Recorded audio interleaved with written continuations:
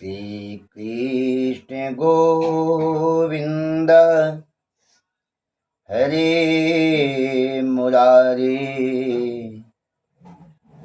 हे नाथ नारायण वासुदेव।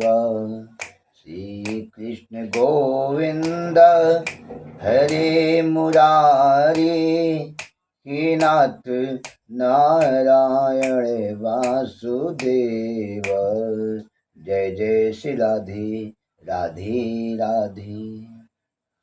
ये सज्जनों, आज पुनः हम लोग व्यास ज्ञान सत्ता के माध्यम से श्रीमद् भागवत महापुराण के 419वें एपिसोड में पहुंच गए हैं, जहाँ पे चारों आश्रमों और गृहस्थ धर्म का महत्व बताई जाए।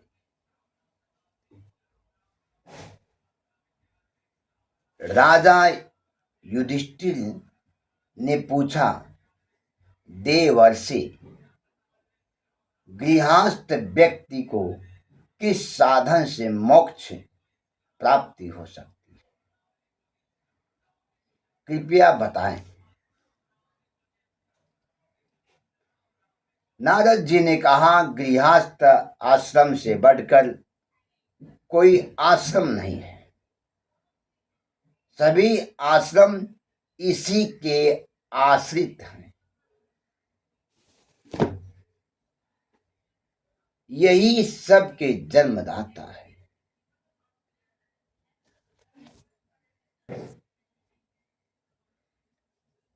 गृहेष्वस्थितो राजन् क्रिया कुर्वन् गृहोचिता वासुदेवार्पणं साक्षादुपासितं महामुनिन्। गृहस्थ पुरुष समस्त गृहस्थ धार्मिक क्रियाओं को भगवान के प्रति अर्पण करते। मैं साधन बता रहा हूं कैसे गृहस्थ धर्म के लोग मोक्ष को प्राप्त होती। अपने घर में जितनी आपके घर में सामग्री है, प्रभु को समर्पण कर दो कि ये पिता, हे जगदीश्वर, आपका दिया हुआ ये सामग्री है।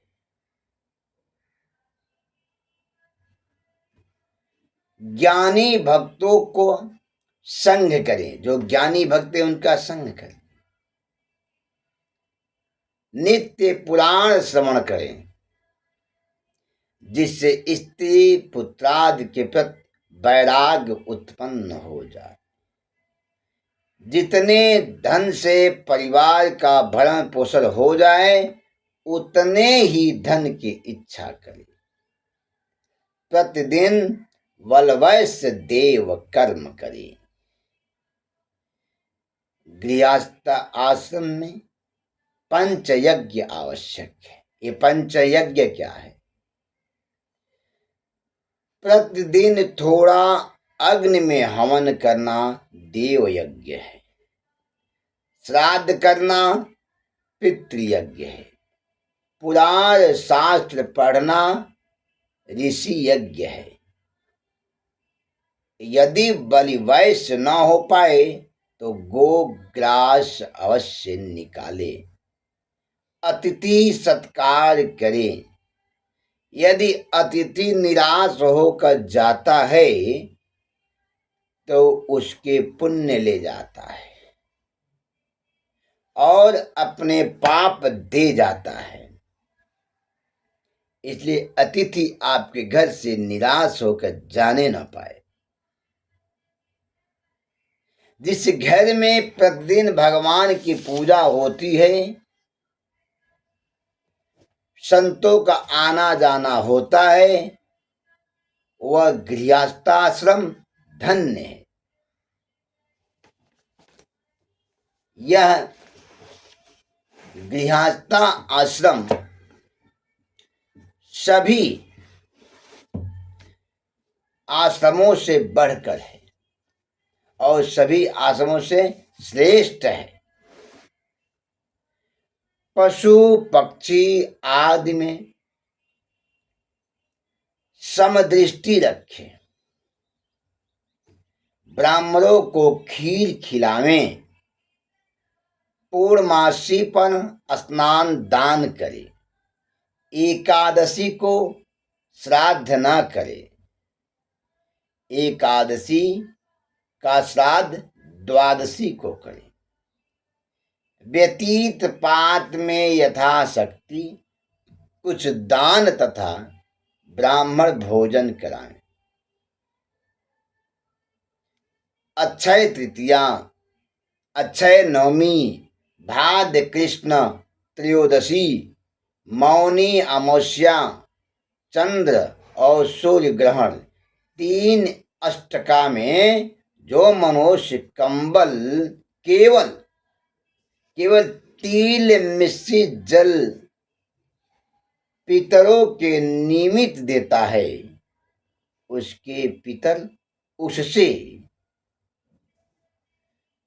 1000 वर्ष के समान एक श्राद्ध हो जाता है। तथा गया आदि तीर्थों में श्राद्ध करने से यद्यपि प्राणी मुक्त हो जाते हैं, फिर भी उनके निमित्त श्राद्ध करने की शास्त्रीय विधि है। शास्त्रीय विधि क्या है? श्राद्ध का तात्पर्य क्या है? पितरों को श्रद्धा भक्ति से जो वस्तुएं अर्पित की जाती है वह पितरों को प्राप्त होती है। एषु स्नानं जपो होमो व्रतं देव बीजार्चनम् प्रीतिदेवानुभूतेभ्यो यदा दत्तं तदध्ययनेश्वरम्। इन शुभ संयोगों में जो स्नान, जप, तप, व्रत, देवता और ब्राह्मण की पूजा की जाती है, अथवा जो कुछ देवता, पितर, मनुष्य एवं प्राणियों को समर्पित किया जाता है, उसका फल अक्षय होता है। श्राद्ध में गोदुग्ध अथवा उसमें बनी खीर पितरों को अत्यंत प्रिय होता है। श्राद्ध कर्ता तथा श्राद्ध भोजी के लिए 8 वस्तुएं त्याज्य हैं।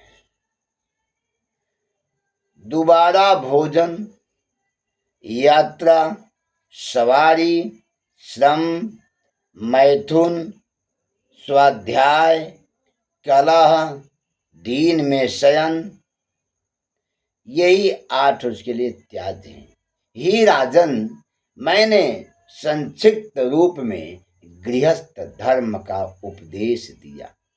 इसको करने से जीव मोक्ष को प्राप्त हो जाता है।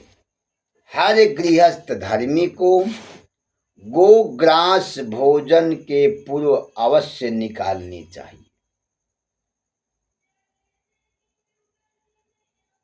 अगर ऐसा नहीं कर पाता है तो गृहस्थ धर्म का पालन नहीं करता है।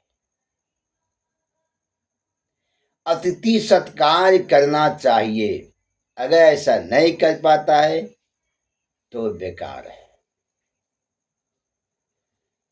पूर्णिमा तिथि के दिन या द्वादशी तिथि के दिन अपने घर खीर बनवाकर ब्राह्मण को भोजन अवश्य करवाना चाहिए। सभी जीवों में परमात्मा का स्वरूप देखना चाहिए। किसी से नफरत नहीं करनी चाहिए। धन की इच्छा उतना ही करना चाहिए जितने में उसका परिवार जी खा ले और स्वस्थ रहे। यही गृहस्थ धर्म है। गृहस्थ धर्म से बड़ा कोई धर्म नहीं है। गृहस्थ धर्म से श्रेष्ठ कोई आश्रम नहीं है। गृहस्था आश्रम सबसे बड़ा आश्रम है। जय श्री राधे राधे राधे। श्री कृष्ण गोविंद हरे मुरारी, हे नाथ नारायण वासुदेव। कृष्ण गोविंद हरे मुरारी, हे नाथ नारायण वासुदेव। प्रिय सज्जनों, अब आपको 480वें एपिसोड में मिलेगा गृहस्थों के लिए मोक्ष धर्म का वर्णन। ये आपको कल व्यास ज्ञान सरिता के माध्यम से आप तक पहुंचेगी। अवश्य देखें। जय श्री राधे राधे राधे।